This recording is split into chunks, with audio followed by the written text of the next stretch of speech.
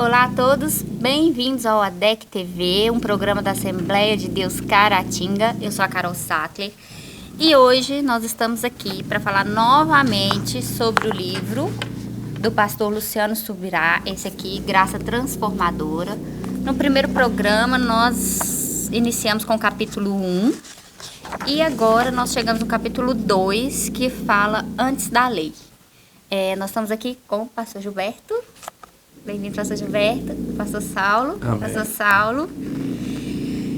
Prontos, pastores? Sim. Vamos falar dessa obra maravilhosa, e nós estamos falando no comecinho dela. Aqui no segundo capítulo, eu estava vendo um vídeo do pastor Luciano Subirá.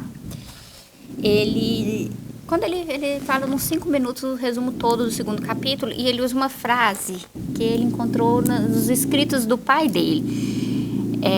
Fala assim: a graça não vem nos libertar da lei, ela veio nos libertar do pecado. E o pai dele embasou lá em João 1,17. No Evangelho segundo escreveu João. Pois a lei foi dada por intermédio de Moisés, e a graça e a verdade vieram por intermédio de Jesus Cristo. E, dando essa abertura, aí o capítulo 2 fala assim, antes da lei, E aqui ele fala que antes de tratar da queda, convém considerar a origem do homem e seu estado primário, porque isso reflete o propósito divino para a humanidade. A Bíblia diz que o Criador, aí agora ele vai citar Efésios 1,4, nos escolheu nele antes da criação do mundo para sermos santos e irrepreensíveis em sua presença. Até aqui tá... Concorda? Tá correto? Sim, concordo. Corretíssimo, né? Concorda, pastor Gilberto? Sim. Tem que tratar dessa forma mesmo. Dessa forma. E esse no estado primário do homem, né? Estado primário. O estado perfeito quando Deus o cria. E a graça, a gente vai entender quando nós começamos a analisar por esse lado. Como nós vemos que o livro aqui nos leva a caminhar. Nesse caminho do homem antes da queda, a graça do Senhor já está ali, mesmo após, Então é muito importante observarmos esses detalhes. É muito interessante. E aqui, já entrando, na pergunta, é correto dizer que sem entender os danos do pecado, não poderemos mensurar a abrangência da salvação? Sim.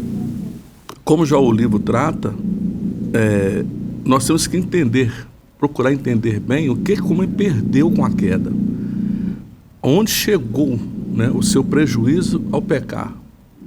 O que ele tinha, o que deixou de ter, o que ele teria ainda mais, no decorrer dos anos, se não tivesse pecado. Então, se nós não entendemos o que ele perdeu, nós não vamos valorizar a graça da salvação como merece, como ela deve ser valorizada. E a gente não vai entender, não conseguimos mensurar essa abrangência da salvação. Eu disse para alguém, dentro desse livro mesmo, a gente conversando, nós valorizamos uma cura de uma enfermidade quando a gente entende a gravidade que a doença era.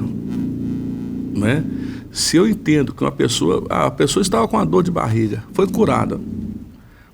A pessoa estava com câncer terminal, foi curada.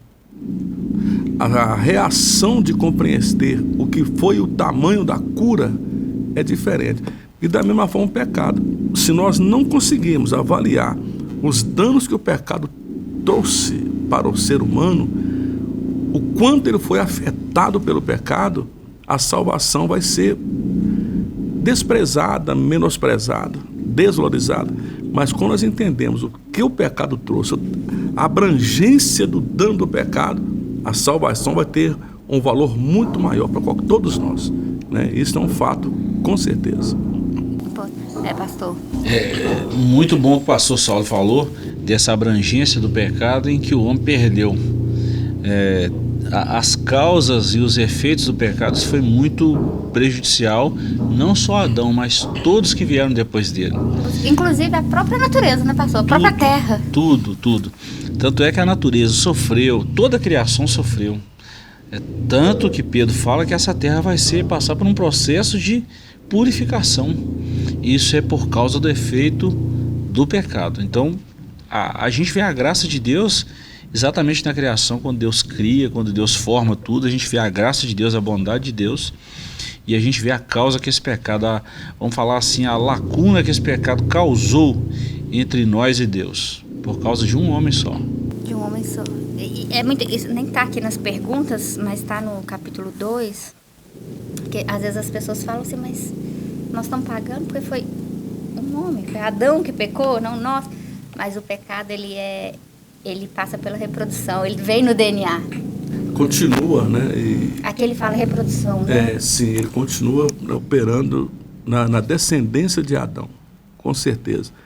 Mas, de toda forma, a escolha de continuar pecando está em nós.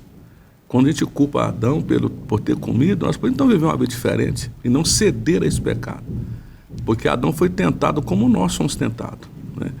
E dentro do que o pastor Gilberto está dizendo, a verdade é que por mais que a gente tente compreender, né, mensurar a gravidade do pecado, o pecado, ele, como o pastor disse, atingiu toda a estrutura do planeta Terra. Ele atingiu todo o universo, foi afetado pelo pecado. E a salvação também, ela vai fazer a mesma coisa. A salvação vai trazer uma restauração para o homem, para o planeta Terra e para os próprios céus, a criação de Deus. Que a Bíblia vai dizer que na consumação, né, o Senhor vai restaurar todas as coisas em Cristo Jesus. E aí sim que a gente vai dar, né, um valor maior desta abrangência também da salvação. Porque Paulo disse que onde abundou o pecado, né, superabundou a graça. Então o pecado, ele abundou de uma maneira que nós nem conseguimos imaginar. Mas a graça, a salvação também, ela superabundou, trazendo restauração de uma maneira completa para toda a criação, não somente a perda que nós tivemos da identidade, né, da imagem de Deus, que foi maculada pelo pecado, a nossa comunhão com Deus, que foi interrompida pelo pecado. A salvação restaura tudo isto e muito além, né? Ela restaura a própria criação de Deus, ela vai ser restaurada por causa da salvação em Cristo. Eu vou dar um exemplo muito claro dessa transmissão e da abrangência do pecado. Eu acho que eu falei isso aqui há poucos dias num estudo bíblico, eu não sei se foi num das nossas revistas de escola dominical, das lições, mas alguém me perguntou um dia, pastor Saulo, como que essa transmissão foi no homem? Por exemplo, Adão pecou, como que os filhos dele nasceram com o pecado já, o pecado original, o que nós ensinamos, né? Que a Bíblia ensina, nem nós, que a Bíblia ensina. Aí eu estava perto de uma máquina de xerox um dia, uma impressora que tira xerox, eu peguei e falei assim, puxa vida, eu acho que é uma oportunidade boa. Peguei uma carteira de motorista colorido, tirei um xerox colorido. Falei assim, ó, o xerox é igual ao original, né? Até passa batido. Não, é igual ao original. Se a gente riscar agora esse xerox e tirar um xerox do xerox, como é que sai esse xerox agora todo rabiscado? Aí vai sair todo manchado. O primeiro homem que Deus criou perfeito, Adão foi perfeito. Por causa do pecado, o pecado manchou. Então todos saíram com essa mancha. Paulo falou que o pecado passou a todos os homens. A abrangência disso aí foi universal. O pastor Leandro Subirá até tinha dito, fala que foi pela reprodução mesmo, é pela reprodução. Agora você fala, a mancha veio no DNA. Pela reprodução Pela mesmo. reprodução do DNA. Então assim, somente Cristo, só alguém com o DNA puro, né, a genética pura que foi Cristo. Por isso que João fala, João 1,9, né, João 1,7, né, que se andarmos na luz como ele na luz está, o sangue de Jesus Cristo, seu Filho, nos purifica de todo pecado. Um dia eu estava pensando nisso, pastor, poderia ser a mão, poderia ser a palavra, mas por que foi logo o sangue, né? Por causa da vida, né? Da vida. Da vida. Então a vida foi limpa. Eles falam que a moeda espiritual é sangue, né? Exatamente. Por isso que Deus, Adão e Eva, eles cobriram-se com folha. Deus fez uma roupa de pele. Se fosse só para tampar a nudez, podia ter deixado eles com folha mesmo. Né? Deus já estava sinalizando que ia precisar de sangue para purificar. Isso é mais abrangente, né? Uma Verdade. mais perfeita. Seria justo dizer, assim como o pecado, a graça divina também esteve no Éden? E por quê? A gente sempre fala isso. É correto falar isso. E aí eu vou voltar na sala de aula ainda, pastor. Uma vez um aluno perguntou assim, você está falando que a graça de Deus está desde a criação, por que então que Deus expulsou o homem do jardim do Éden? E eu falei com ele assim, ó, o que você está falando aí é a demonstração da graça divina. Pense esse homem em pecado, se tivesse comido do fruto da árvore da vida. Ia ser igual o diabo, ia viver eternamente, não tinha saída para esse homem mais, não tinha perdão para ele. O que a graça de Deus fez? Providenciou um meio de tirar esse homem para ele não viver constantemente no pecado, ou eternamente no pecado. Aquele sacrifício, posso dizer, aquele sacrifício que Deus fez um sacrifício para cobrir eles com pele. Aquele foi um sangue que ele cobriu por um tempo ali o pecado, igual acontecia depois? Ou houve uma cobertura ali para ele poder sair, assim, manifestando a graça? Eu chamo isso aí mais de o que nós chamamos na teologia de tipo e antítipo. Ali já seria um tipo de Cristo, né? Já apontava para o sacrifício perfeito. Sim. Era mais uma figura daquilo que iria acontecer no Calvário. É uma figura, mais uma sombra. Mas antes de Cristo, o sangue que era oferecido, dos animais, ele servia só para cobrir temporariamente. Era uma solução é isso que eu quis dizer, temporária. ali também foi uma solução que Deus fez. Ele cobriu Sim. ali para tirar Adão e Eva, e assim manifestando a graça dele. Não sei se eu estou errado, passou me corrige. Porque quando nós falamos sobre o Éden e o Adão e Eva, o que sempre vem em nossa mente justamente é a entrada do pecado. Quase sempre nós focamos nisto. Mas quando Deus, dizendo já ao casal, já fazendo uma promessa da vinda de um Redentor, já está a graça se revelando. A graça já está se revelando quando Deus promete que Jesus viria da semente da mulher para restaurar a raça humana. E ao ele providenciar a pele do animal para Adão e Eva, ele já está demonstrando, já dando uma demonstração para Adão e Eva como seria o remidor, como que ele se manifestaria para redimir o homem. Para Adão, com certeza, foi a primeira vez que ele vê um sangue ser derramado. O sangue jorra de um animal, o Senhor imola ele, tira a pele e o veste. É a mesma coisa que Jesus faz conosco, né? Ele nos veste de justiça, pelo seu sacrifício na cruz. Então a graça está se revelando ali, quando ele faz o animal, mata o animal, tira a sua pele, faz veste para Adão e Eva, e promete que alguém viria para esmagar a cabeça da serpente. Então a graça está se revelando. Nós não podemos analisar somente a entrada do pecado no Éden, mas também já a revelação da graça. Uma coisa que a gente precisa entender, eu tenho falado isso ultimamente, é que Deus ama o ser humano, não em João 3,16 para cá, né? Não no Novo Testamento para cá. Deus ama o homem sempre, desde que antes dele o criar, ele já o amou. Ao criar, Deus continua amando a criatura, amando o ser humano, amando o homem. E da mesma forma que ele ama, a sua graça também está ali. Deus não é um Deus de graça apenas no Novo Testamento, como a gente muito imagina, e não é. A graça é algo inerente ao Senhor. A graça é algo que pertence a Ele desde a eternidade. E ela está no Éden, quando Ele faz a promessa, imola aquele animal, cobre Adão e Eva, Ele proporciona uma veste melhor do que eles tinham conseguido. A Bíblia diz lá em Gênesis que é uma folha de figueira. E quem conhece figueira vai entender que as folhas dela não são confortáveis. São espinhentas, ásperas, são pequenas. Quando o sol nascesse, aquelas folhas secariam, daí a pouco tempo eles teriam que fazer uma outra veste novamente e ficar fazendo veste mais veste para se cobrir. Deus faz algo definitivo. Mata um animal, tira sua pele e uma veste que vai durar. Ele está mostrando ali, como o pastor Gilberto diz, né, um tipo daquilo que Cristo faria no futuro, uma solução definitiva no Calvário para a redenção da raça humana. Eu até vou falar algo aqui, Carol. Por exemplo, a pergunta seria justo dizer que, assim como o pecado, a graça divina também esteve no Éden? Ela não esteve, ela está, ela é presente. Antes mesmo do pecado entrar no Éden, influenciar o homem, a graça já estava lá. Quando a gente olha para a criação e vê a árvore da vida, eu vejo a figura da árvore da vida como a graça de Deus. O homem poderia comer a vida e ele preferiu a morte. Isso é graça de Deus. Pastor Gilberto, e a própria advertência do Senhor dizendo: não coma do fruto da árvore do conhecimento do mal, a própria advertência dele já é a sua graça. Graça. Não é? Alertando, se você comer, você morre.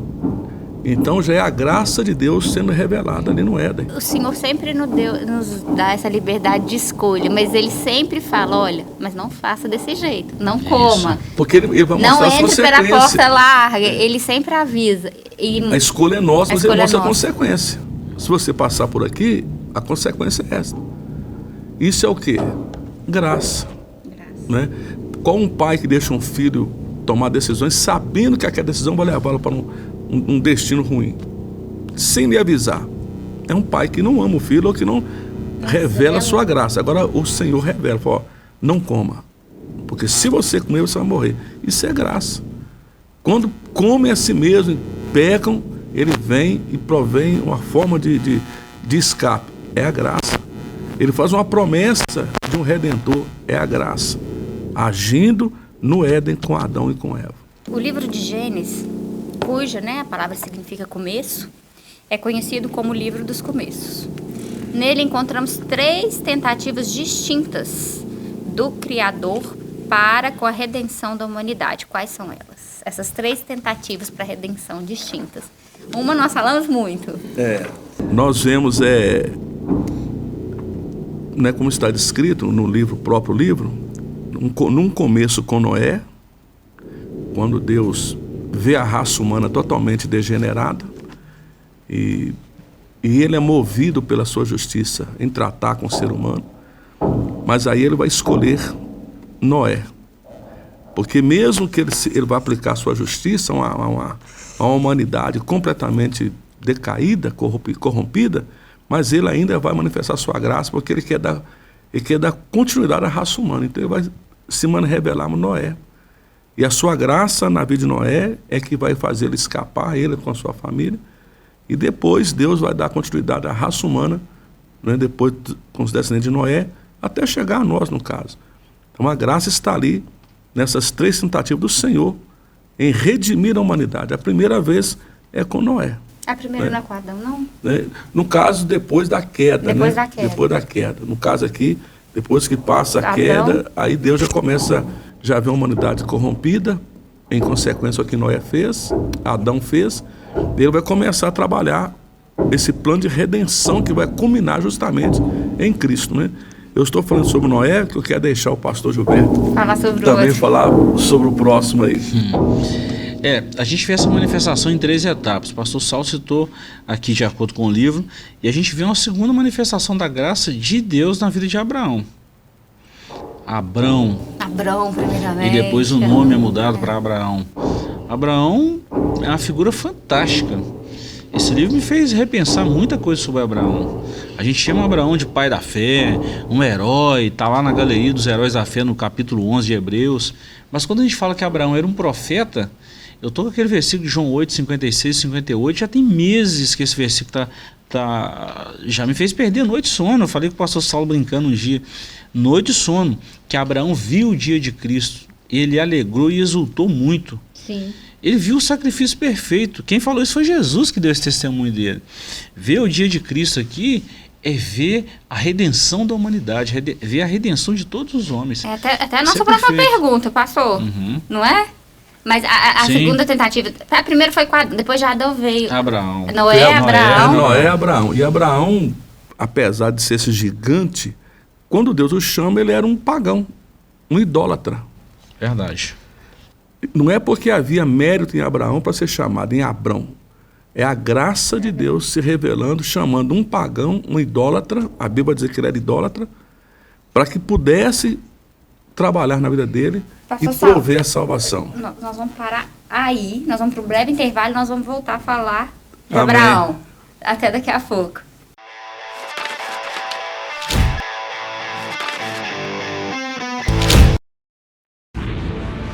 Seja bem-vindo ao novo site da Assembleia de Deus Caratinga.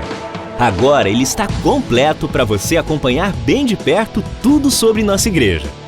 Nele você encontra um pouco de nossa história, onde nós estamos, nossos horários de cultos e endereços de nossas filiais.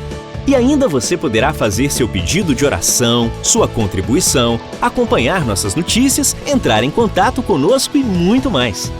Mais uma forma de você acompanhar tudo o que acontece na Assembleia de Deus Caratinga, de onde você estiver. Acesse agora assembleiadedeuscaratinga.org. Uma verdadeira história de fé, renúncia, desafios e conquistas. Você irá se emocionar e extrair lições extraordinárias da biografia de um dos mais expressivos líderes do movimento pentecostal no estado de Minas Gerais. Recomendada por influentes líderes cristãos. Adquira agora mesmo Ari Coelho, um legado de fé, e descubra detalhes de uma história de vida que pode transformar a sua. Um produto com a qualidade CPAD.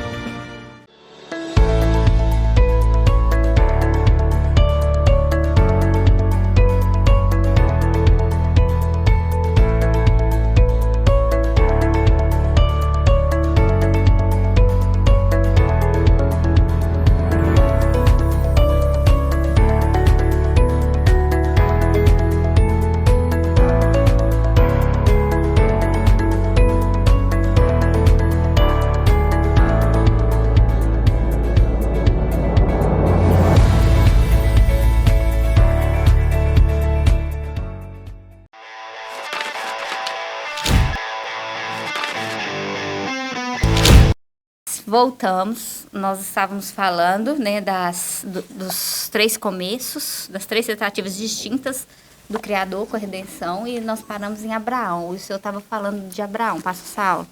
Sim, Abraão, né, nós o vemos como realmente ele é um gigante dentro da Bíblia, um dos maiores personagens da Bíblia, né? Só que quando Deus o chama, ele não é o Abraão, ele é Abrão, um pagão, lá na Mesopotâmia, né? Em Ur dos Caldeus. Abrão era um caldeu, era pagão, idólatra, a Bíblia vai mostrar isso.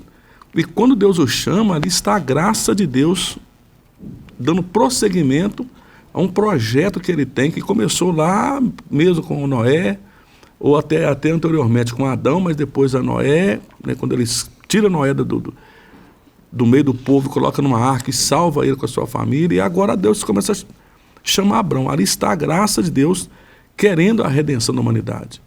E o terceiro personagem aí, como não pode deixar de ser, é o próprio Moisés. Agora já um povo formado, Abraão é apenas o início, né? Sim. A semente, né? O precursor de uma nação que Deus está chamando. Agora, Moisés já é uma nação formada, mesmo que ainda em cativeiro, mas já milhões de pessoas que estão ali, uma nação presa, mas já uma nação grande, que depois, quando sai do Egito, vai nos mostrar uma nação gigantesca. Deus chama Moisés, também através de uma sarça, e a gente sempre vai vendo aí que Moisés também não é outro que houvesse mérito em Moisés. Era um assassino fugitivo. Mas Deus o escolhe. E isso é o quê? É a graça de Deus. Porque Deus está preparando um caminho. A gente até a palavra tentar, né, talvez até fora de conotação aqui, mas Deus está dentro de um projeto para salvar a raça humana. E tudo isso aqui antes da lei ainda, né? Antes da Moisés, Moisés recebeu Abraão, a lei. Antes da lei. A graça de Deus se estendendo para poder salvar a humanidade. Eu pensei, Noé, o pessoal da época deve ter pensado, esse Noé é doido mesmo, né? Construir, cair água do céu. Nunca caiu água do céu aqui, né? E construir um barco em terra seca. Terra seca, água do céu. Nunca tinha chovido, não tinha chovido ainda na terra até aquele momento. Naquela proporção, né? Não, a Bíblia diz que não, naquela proporção não, mas a graça veio, alertou Noé, e a Bíblia acha interessante, a Bíblia fala que achou Noé graça diante do Senhor, aos olhos do Senhor, achou graça. A graça está ali, se estendendo. Não é, pastor Gilberto? Verdade. Quando a gente vai vai juntando. O pastor Luciano Subirá usou um termo muito técnico, né? Juntando o quebra-cabeça. Quando a gente é criança, tem aquele quebra-cabeça. Eu acho muito legal aquele negócio de juntando as peças. Eu nunca tive muita paciência com esse negócio. Então, porque eu começo demanda sempre de tempo. Não, eu nunca tive paciência com quebra-cabeça. Porque cubo mágico, eu já quebrei uns dois aqui na parede, que eu não tenho paciência ficar girando aqui não. Mas você vê Deus montando o quebra-cabeça, o plano de Deus. Deus não tem um plano B. O plano de Deus é o plano principal. E é esse perfeito, plano. né, pastor? Perfeito. Não tem falha. Não vai falha. Deus não é igual o homem que tem o plano A, B, as C, falhas D. C, e vai quase que o alfabeto todo. Deus não, Deus tem o seu plano. O plano de Deus já constava o quê? Que ele ia criar tudo na eternidade, ele ia criar o mundo, ia criar o homem. Deus sabia que o homem ia cair. Claro, nada pegou Deus de surpresa, mas também ele ia criar um plano de redenção que já estava proposto antes da fundação do mundo, e no seu devido tempo isso ia acontecendo. Então Deus tem o processo dele, o processo de escolha, o processo de eleição, né, pastor Saulo? E ele escolheu alguns, escolheu outros, para que esse quebra-cabeça juntasse. Ele precisava de uma nação para que o Messias viesse de um povo puro. Então isso começou lá com Noé, depois isso foi passando para Abraão.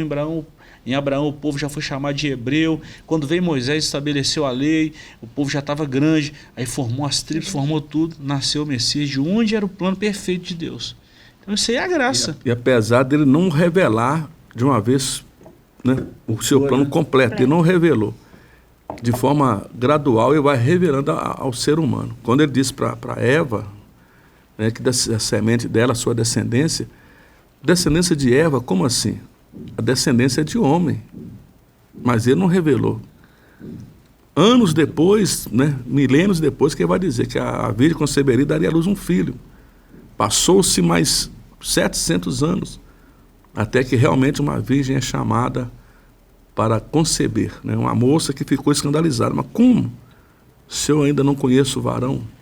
Então, o plano dele, como o pastor Gilberto disse, a gente vai montando esse quebra-cabeça hoje dentro da palavra. Isso aí nós gostamos, né, pastor Gilberto? Esse é bom. Isso aí nós gostamos. Esse é bom. A gente vai vendo esse desenrolar desse projeto de Deus e vemos em todo ele uma única palavra que se destaca. Em todo ele, graça. Graça. Quando nós lemos lá em Tito que a graça de Deus se revelou, se manifestou salvadora, é uma graça que já está desde o princípio se revelando aos poucos, mas em Cristo ela se revela em plenitude. Mas aqui está, né, quando nós estamos dizendo, desde lá do Gênesis, o Beriste, o começo, Deus já está ali trabalhando na vida de pessoas que ele escolhe, como o pastor Gilberto tem dito, escolhe para poder. E essas escolhas, nenhuma das escolhas é por merecimento ou mérito de cada uma pessoa. Mas a graça, é por unicamente graça. a graça de Deus. Até acho que, se eu não me engano, no livro do profeta Malaquias, ele faz uma citação, né, que ele escolhe Jacó e não escolhe Esaú, mas é pela graça. Tudo graça de Deus. Tudo graça. E quando nós lemos também, quando Paulo vai dizer, né, que somos salvos pela graça, isso não vem de vós, Paulo não está dizendo somente que somos só pela graça no Calvário, mas em todo o projeto que Deus teve para culminar em Cristo no Calvário.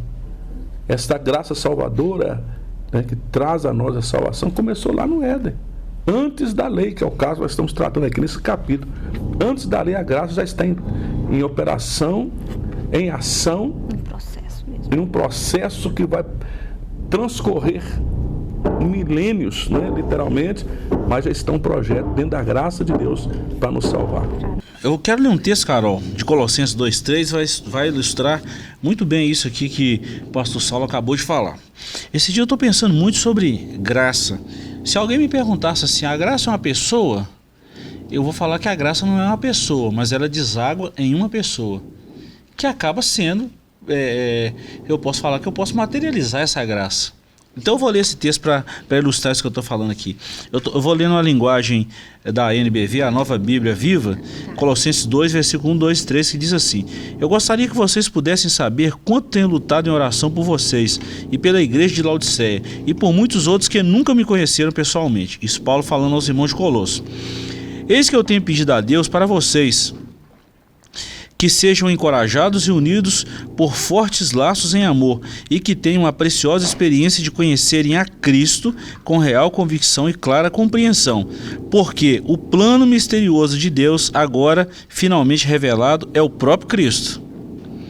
Nele estão escondidos todos os tesouros de sabedoria e de conhecimento. Aleluia. Glória a Deus. Glória Isso a é Jesus. preciosíssimo. Então, plano, que é Está graça. tudo. Um plano que esteve oculto, escondido. Plano secreto tá aí. Um plano secreto que o homem não tinha condições de conhecer na sua plenitude, mas agora está revelado na pessoa do Senhor Jesus, né? O que significa a declaração de Jesus? Abraão viu o meu dia e se alegrou. Nossa, é perfeito isso aí. É o que eu falei, a gente vê Abraão como o pai da fé, como o pai de multidões, vê Abraão como o patriarca, né? Mas a gente esquece de olhar para Abraão como um profeta. Abraão também foi um profeta. Sim. Deus falou com Abraão que a sua descendência iria para uma terra distante, ia ficar lá 400 anos. Deus falou isso há muito tempo e Abraão ficou preocupado. Não precisa preocupar agora não. Você vai descansar em paz. Mas uma geração futura isso vai acontecer. Então Abraão era um profeta. E por ser profeta e por fazer parte do plano de Deus e da promessa de Deus, o próprio Deus falou assim: faria eu alguma coisa e ocultaria o meu amigo Abraão? Amigo de Deus, ele é cristão, é um amigo de Deus. Então Deus mostrou para ele. O próprio Cristo deu testemunho disso. Eu não tenho dúvida que Abraão, naquele capítulo 22 de Gênesis, né? Quando Deus fala com ele do sacrifício de Isaac, eu não tenho dúvida que Deus mostrou para ele o seguinte: ó, eu quero seu filho, seu único filho. E quando estava lá no auge do sacrifício que ele ia imolar Isaac, Deus, não, faz isso não. Faz não. Aí ele olha para um lado e viu um animal amarrado lá e ele foi e sacrifica o animal. O animal substituiu Isaac. Ó, Cristo substituiu a minha vida. Eu que deveria morrer, mas ele morreu no meu lugar para que eu tivesse vida. Então esse João 8,56 aí, isso é fantástico. Isso aí, não, pastor Sal, dá estudo, mais estudo. Dá sim. E é interessante, né, que no sacrifício de Isaac é que Abraão vê, né, o dia de Jesus, o dia de Cristo. Quando eles estão para subir o monte, ele diz e o menino pergunta para ele: pai, aqui está o cutelo, aqui está a lenha, onde está o cordeiro? A resposta de Abraão é esta: o cordeiro Deus proverá para si. Ele não disse assim um cordeiro, ele disse o cordeiro. Era definido. Um artigo definido. E ele não está dizendo também simplesmente daquele cordeiro que está lá preso no meio das ramas. Ele, como o pastor Gilberto diz, Abraão ele é um profeta, ele está dizendo, ele está profetizando o cordeiro. Deus proverá para si. Ele já está apontando para o Senhor Jesus. E quando ele chega lá com a decisão no coração de realmente matar o filho, porque no coração ele fez isto, ele imolou o filho. E quando ele vê o cordeiro ali e o seu filho não precisa morrer, com certeza o coração de Abraão se abre, a alegria invade. Por quê? Eu estou disposto a sacrificar meu filho, mas o Senhor proveu um livramento para o meu filho. Ali já era uma profecia do que aconteceria no futuro. Aquele também, outra coisa interessante, que já a gente não pensa, que o Isaac está ali, somos nós todos. Todos nós deveríamos estar naquele altar, sendo imolado. E o cordeiro está ali para salvar Isaac. E o mais engraçado é que Isaac vai e ele nem imagina que ele que iria morrer, que ia ser sacrificado. Sim, ele vai ali de maneira inocente, ao contrário de Jesus, que já veio consciente do que aconteceria com ele. Mas quando Abraão vê o cordeiro ali, o seu filho vivo, ele se alegra. E essa alegria não é somente pelo livramento do seu filho, por saber que no futuro também o Redentor, o Cordeiro de Deus, viria. Quando João, o Batista, aponta para Jesus e diz: eis aí o Cordeiro, o artigo é o mesmo, definido, de que Abraão usou lá atrás. Então a resposta, né, quando ele viu o dia do Senhor, se alegrou. Quando no monte ele vai sacrificar o seu filho e tem uma visão do que acontecerá, né? E nós, hoje, somos abençoados por causa disso. E é tão interessante esse negócio que eu estava pensando, esse João 8, 56, ele está inserido num texto em que Jesus é questionado pelos fariseus sobre a sua autoridade. Esse texto está inserido nesse contexto. Os fariseus começam a perguntar a Jesus a autoridade com que ele fazia aquelas coisas e tal. Aí Jesus falou, conhecereis a verdade vos libertará, 32. E o 36 ele reforça, se pois o Filho vos libertar, verdadeiramente sereis livres. Aí os fariseus começam a questionar ele. Aí Jesus falou assim, aí eles questionaram, falaram que eles eram filhos de Abraão. Aí Jesus falou que, como é que vai libertar, sendo que nós nunca fomos escravos? Nós somos filhos de Abraão. Aí Jesus fala assim, Deus pode suscitar até dessas pedras filhos de Abraão. Aí eles questionaram de novo.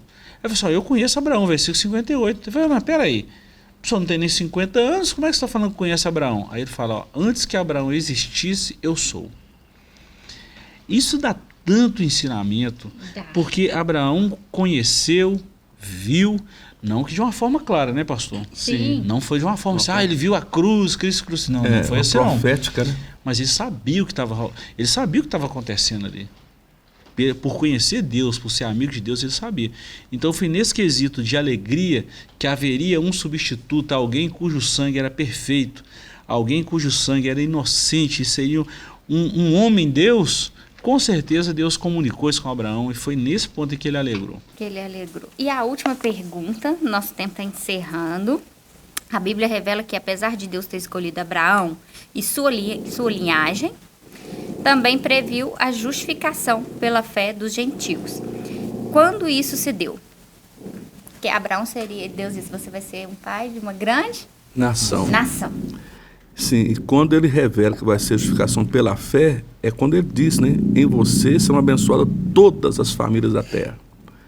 Algo que não está restrito apenas à descendência de Abraão, como eles próprios criam, né? Depois que a lei foi promulgada em Moisés, eles passaram a crer que eles eram a nação de Deus, o povo de Deus, como realmente o foram, mas exclusiva, somente eles.